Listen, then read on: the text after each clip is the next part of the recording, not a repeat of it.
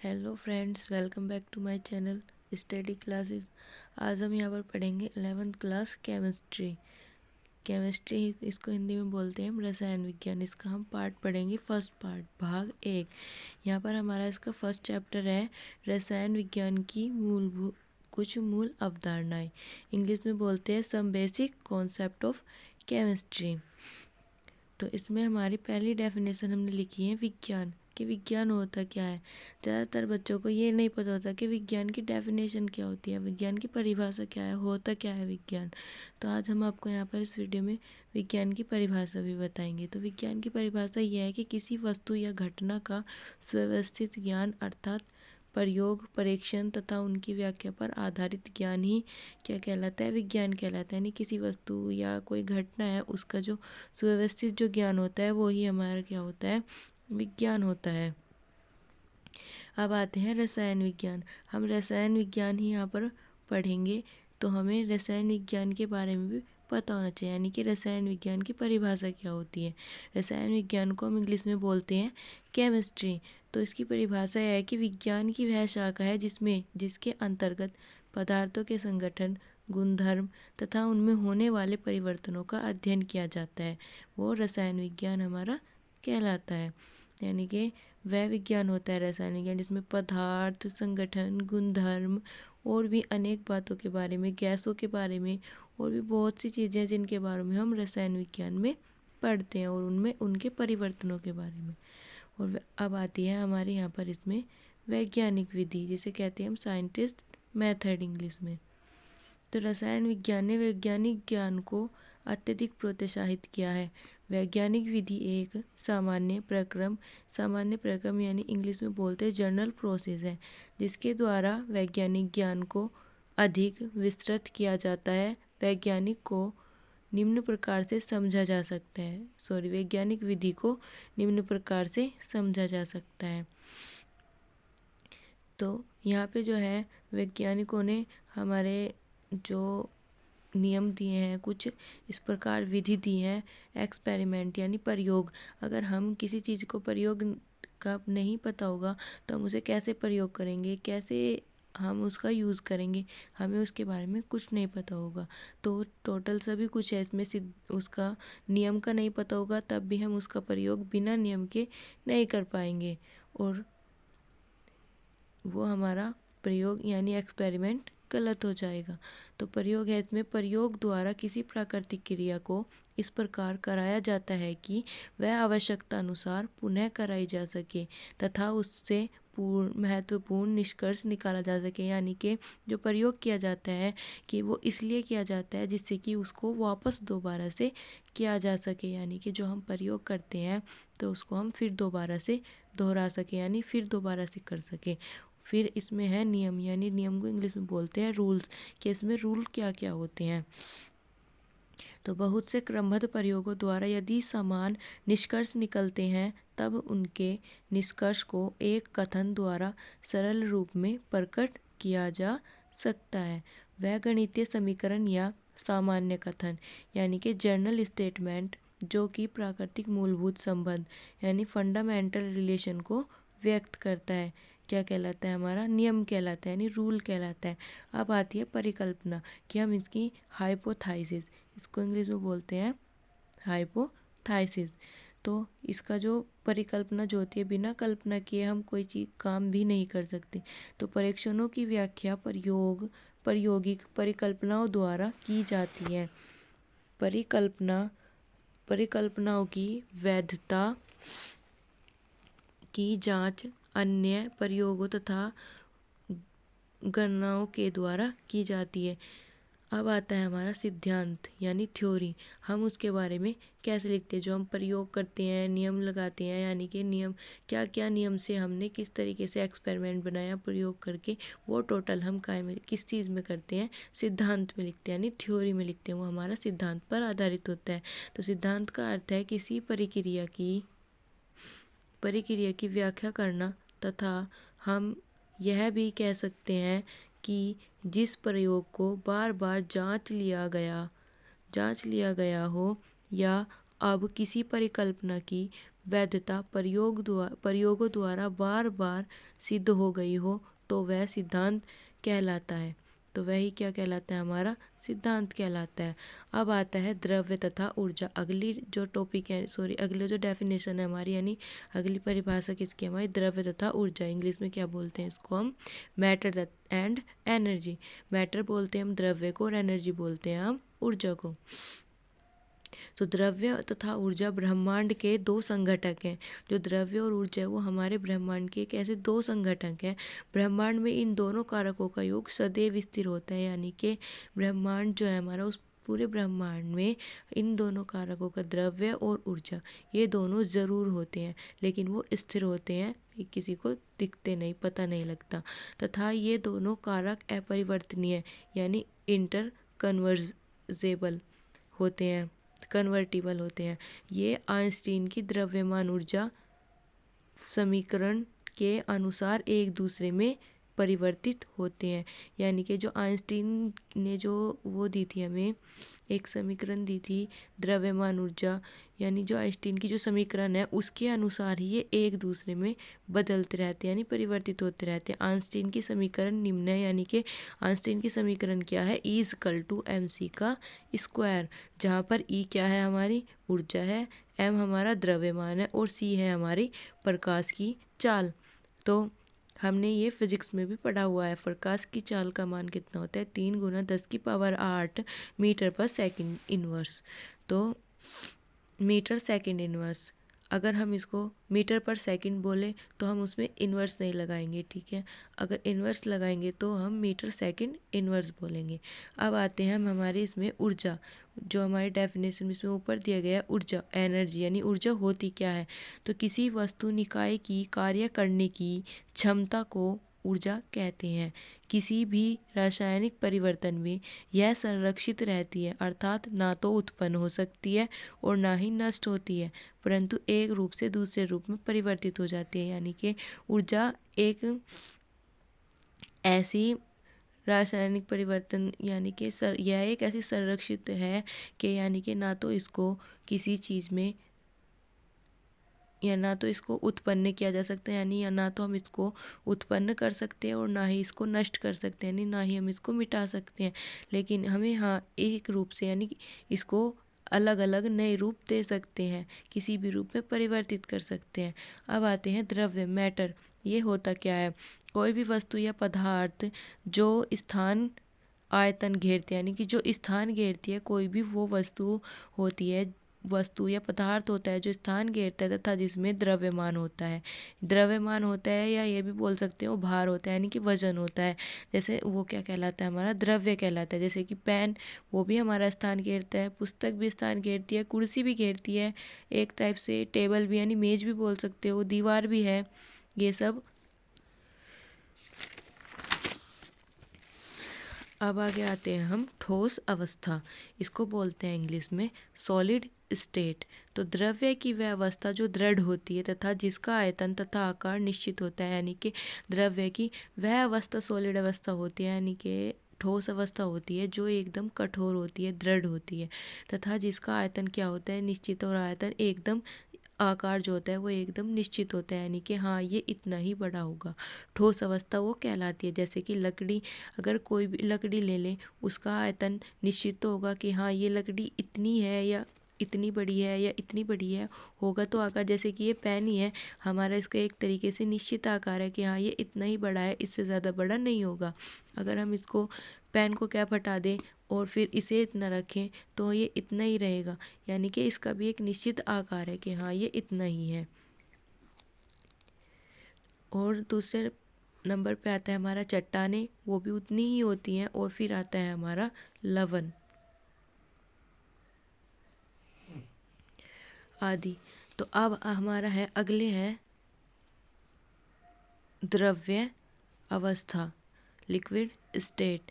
तो द्रव्य की वह अवस्था जिसमें द्रव्य की वह अवस्था जिसमें उसका आयतन निश्चित तथा आकार अनिश्चित होता है, यानी कि द्रव्य की जो व्यवस्था होती है, द्रव्य अवस्था जो होती है लिक्विड स्टेट, उसकी अब उस अवस्था में आयतन तो निश्चित होता है, लेकिन उसका आकार जो होता है वो बदलता रहता है, निश्चित नहीं होता।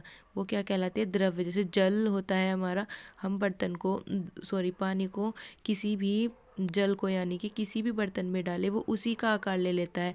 ऐसे ही दूध है, अल्कोहल है और तेल है, ये चारों चीज़ें यानी कि बिल्कुल ऐसी है। और भी होंगी बहुत सी चीज़ें ऐसी, लेकिन ये चारों भी हैं कि जिस चीज़ में इसको डाले, जिस बर्तन में डाले, ये उसी का शेप ले लेता है, यानी उसी के जैसा बन जाता है।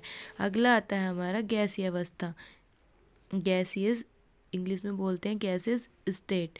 द्रव्य की वह अवस्था जिसके आयतन तथा आकार दोनों ही अनिश्चित होते हैं, यानी कि वह अवस्था होती है द्रव्य की, ना तो जिसका कोई आकार पता होता है, ना ही आयतन का पता होता है कि इसका आयतन क्या है, आकार क्या है। वो क्या होती है? हमारी गैसीय अवस्था या गैस अवस्था कहलाती है। जैसे कि ऑक्सीजन, वायु, नाइट्रोजन, हाइड्रोजन आदि, ये सब गैसेस होती हैं। इनको ना तो ये हमें दिख सकती है, ना इनका हमें पता होता है कि इनका आकार क्या है, आयतन क्या है, ये होती कैसी हैं, तो इनके बारे में हमें कुछ नहीं पता है। अगला है हमारा गलनांक। गलनांक इंग्लिश में बोलते हैं इसको मेल्टिंग पॉइंट। वह ताप जिस पर कोई पदार्थ अपनी ठोस अवस्था से द्रव अवस्था में परिवर्तित हो जाता है, यानी कि गलनांक वह होता है जिसमें कोई ठोस चीज़ है, यानी कोई ठोस पदार्थ है, वो अपनी ठोस अवस्था को, कठोर है यानी बिल्कुल, वो अपनी कठोर अवस्था को परिवर्तित होकर कर एकदम द्रव अवस्था में चला जाता है। वो क्या कहलाता है? हमारा उस ठोस पदार्थ को हम क्या कहते हैं? हम गलनांक बोलते हैं। अगला है हमारा शुद्ध पदार्थ, यानी कि प्योर सब्सटेंस। वे पदार्थ जिनका रासायनिक संगठन निश्चित एवं स्थिर होता है शुद्ध पदार्थ कहलाता है। ये पुनः दो प्रकार के होते हैं। जो शुद्ध पदार्थ होते हैं ये हमारे दो प्रकार के होते हैं। पहला है हमारा तत्व, यानी कि इंग्लिश में बोलते हैं इसको एलिमेंट। वे द्रव्य पदार्थ जो केवल एक ही प्रकार के परमाणुओं द्वारा निर्मित होते हैं, क्या कहलाते हैं? तत्व कहलाते हैं। यानी कि द्रव्य के वे पदार्थ हैं जो परमाणुओं के द्वारा निर्मित होते हैं, केवल एक ही प्रकार से निर्मित होते हैं, वो क्या कहलाते हैं? तत्व कहलाते हैं। जैसे कि तत्व यह है, तत्व है इसमें कार्बन, हीरा, ग्रेफाइट, इनका संगठन है Cn, और प्रतीक है हमारा इसका C। और सोडियम Na, प्रतीक भी Na है। फॉस्फोरस का P4 है लेकिन प्रतीक P है। सल्फर का S8 है और प्रतीक है इसका S। ये हमारे इसके लिए इसका एक एग्जाम्पल है तत्व का। तत्व किसी भी पदार्थ का सरलतम रूप है। इसे किसी भी भौतिक या रासायनिक विधि द्वारा इसके अवयवों में अपघटित नहीं किया जा सकता और ना ही उनसे निर्मित किया जा सकता है। यानी कि तत्व जो है वो एक ऐसा पदार्थ है कि उसे किसी भी भौतिक या रासायनिक विधि के द्वारा बदला नहीं जा सकता। तत्व पुनः तीन प्रकार के होते हैं। तो तत्व जो होते हैं वो भी तीन प्रकार के होते हैं। पहला होता है हमारा धातु, यानी मेटल्स। इलेक्ट्रॉन त्याग कर धनायन बनाने वाले तत्व धातु कहलाते हैं। जो अपने इलेक्ट्रॉन दे देते हैं और इलेक्ट्रॉन देकर जो धनायन बनाते हैं वही तत्व क्या कहलाते हैं? हमारे धातु कहलाते हैं। जैसे तांबा, सोना, चांदी, प्लेटिनम, लोहा, जस्ता, ये सब आदि, ये सब होते हैं। और बी ये आता है हमारा अधातु, इसको बोलते हैं हम नॉन मेटल्स। तो इलेक्ट्रॉन ग्रहण करके ऋणायन बनाने वाले तत्व अधातु कहलाते हैं। मतलब कि जो इलेक्ट्रॉन को ग्रहण करते हैं यानी अपनी ओर आकर्षित करके ऋणायन बनाते हैं वही तत्व हमारे अधातु कहलाते हैं। जैसे कि हीलियम, नियोन, ऑक्सीजन, कार्बन, ये सब आदि। अब है हमारा उपधातु, मेटेलॉइड्स। धातु तथा उपधातु दोनों के गुणधर्म दर्शाने वाले तत्व उपधातु कहलाते हैं। यानी कि धातु और उपधातु, यानी जो धातुओं में होता है, धातु में क्या होता है कि इलेक्ट्रॉन त्याग कर ऋण आयन बनाते हैं, और अब उपधातु में होता है, अधातु में होता है इलेक्ट्रॉन ग्रहण करके ऋण आयन बनाने वाला तत्व अधातु। यानी इन दोनों को मिलाकर हमारा क्या बनता है, उपधातु बनता है। तो जैसे कि silicon, germanium, boron, arsenic, antimony आदि, ये सब इसके एग्जाम्पल हैं। अब आते हैं, हमारा दूसरा पॉइंट क्या था, हमारा शुद्ध पदार्थ का दूसरा पॉइंट है हमारा यौगिक यानी कंपाउंड्स इंग्लिश में। एक से अधिक प्रकार के तत्वों के निश्चित अनुपात में संयोग द्वारा निर्मित पदार्थ यौगिक कहलाता है। उदाहरण जैसे कि जल, नमक, चीनी या शर्करा आदि। इन सब के मैंने जल का फॉर्मूला लिखा है H2O होता है, नमक का होता है NaCl, चीनी या शर्करा ये दोनों सेम होते हैं, इनका फॉर्मूला होता है C12H22 और O11। इन दोनों का फॉर्मूला सेम होता है। इन्हें रासायनिक विधियों द्वारा इनके अवयवी तत्वों में विभाजित किया जा सकता है, यानी कि इनको रासायनिक विज्ञान की विधि के द्वारा इनको तत्वों में विभाजित किया जा सकता है, यानी तोड़ा जा सकता है। उदाहरण जैसे जल का विद्युत अपघटन करने पर यह H2 हाइड्रोजन तथा O2 ऑक्सीजन में टूट जाता है, यानी वियोजित हो जाता है, बट जाता है दो जगह अपघटन हो जाने पर जल का। यद्यपि इसे गर्म करके H2 तथा O2 में वियोजित नहीं किया जा सकता, लेकिन अगर हम इसको गर्म करें तो गर्म कर कर हम इसको H2 और O2 में नहीं तोड़ सकते। यौगिक के गुणधर्मों केवल गर्म करके हम इसको नहीं तोड़ सकते, केवल अपघटन कर कर ही तोड़ सकते हैं। यौगिक के गुणधर्म उनके अवयवी तत्वों के गुणधर्मों से सर्वथा भिन्न होते हैं। उदाहरण H2 एक ज्वलनशील गैस है, यानी कि एक ज्वलनशील यानी कि जलन उत्पन्न करने वाली गैस है एक H2, तथा H2 हाइड्रोजन को बोलते हैं हम H2 से डिनोट करते हैं इसको, तथा O2 जलने में सहायक है, यानी कि उसको जलाने में सहायता करती है हमारी, क्या करती है जलाने में सहायता, उसको O2 करती है हमारी, उसको जलाने में सहायता। O2 क्या है हमारी, ऑक्सीजन। जबकि इसके द्वारा निर्मित यौगिक H2O जल अग्नि को बुझाने हेतु प्रयुक्त किया जाता है, यानी कि ये दोनों अगर अलग अलग हो जाए तो ये विनाशकारी हो सकते हैं, लेकिन अगर एक जगह मिल जाए यानी जल बन जाए तो वो आग को बुझाने के काम आता है। यौगिक सामान्यतः दो प्रकार के होते हैं, जो यौगिक होते हैं वे भी दो प्रकार के होते हैं।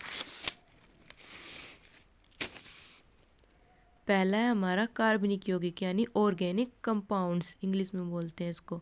कार्बनिक बाइकार्बोनेट, CO2, साइनाइड आदि के अतिरिक्त कार्बन के अन्य सभी यौगिक कार्बनिक यौगिक कहलाते हैं, जैसे कि oxygen, sulphur, nitrogen, halogen, phosphorus आदि।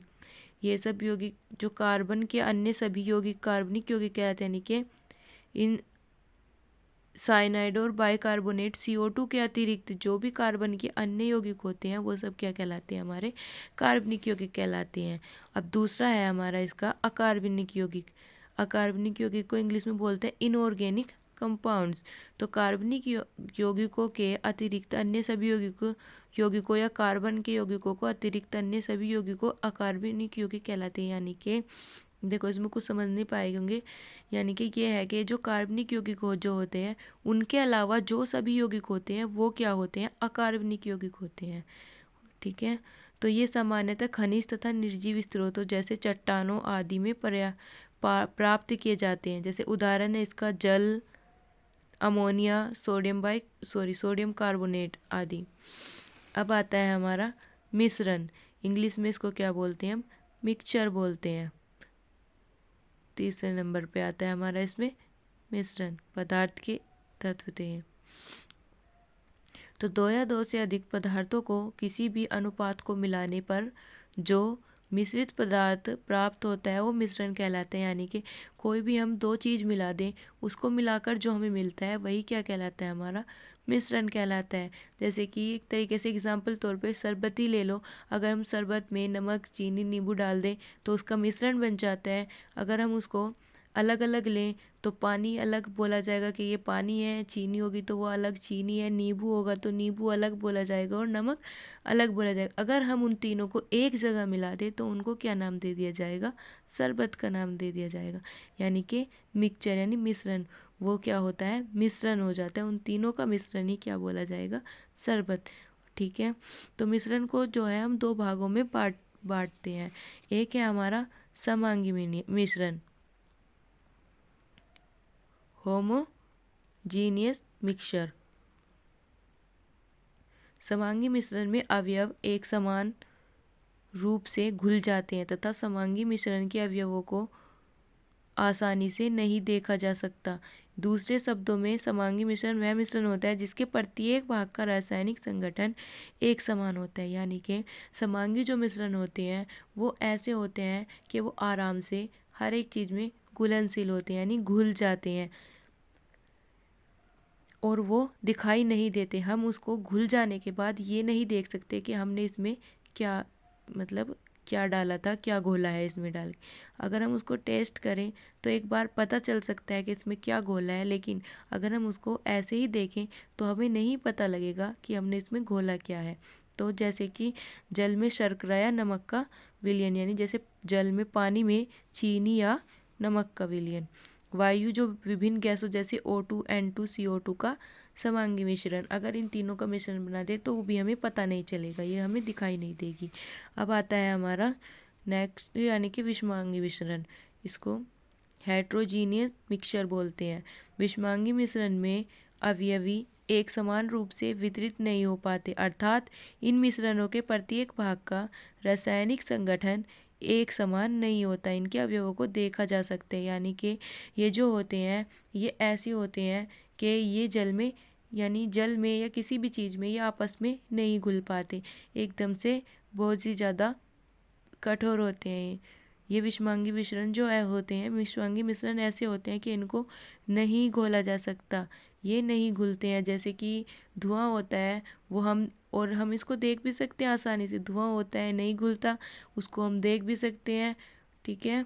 और लोहे का बुरेदा होता है वो भी हम देख सकते हैं, बालू होती है वो भी देख सकते हैं, लेकिन घुल नहीं सकती। तो ये सब इसमें विषमांगी मिश्रण में आते हैं। तथा भौतिक विधियों द्वारा पृथक भी किया जा सकता है, यानी कि भौतिक विधियों द्वारा हम इसको ज्ञात भी कर सकते हैं, पृथक भी कर सकते हैं। जैसे धुआं कार्बन प्लस वायु का मिश्रण होता है, लेकिन ये धुआं हम इसको देख भी सकते हैं लेकिन घुल नहीं सकता। और आता है गन पाउडर, कार्बन सल्फर तथा नाइट्रेट का मिश्रण होता है। ये भी नहीं देखा जा सकता, घुल सकता।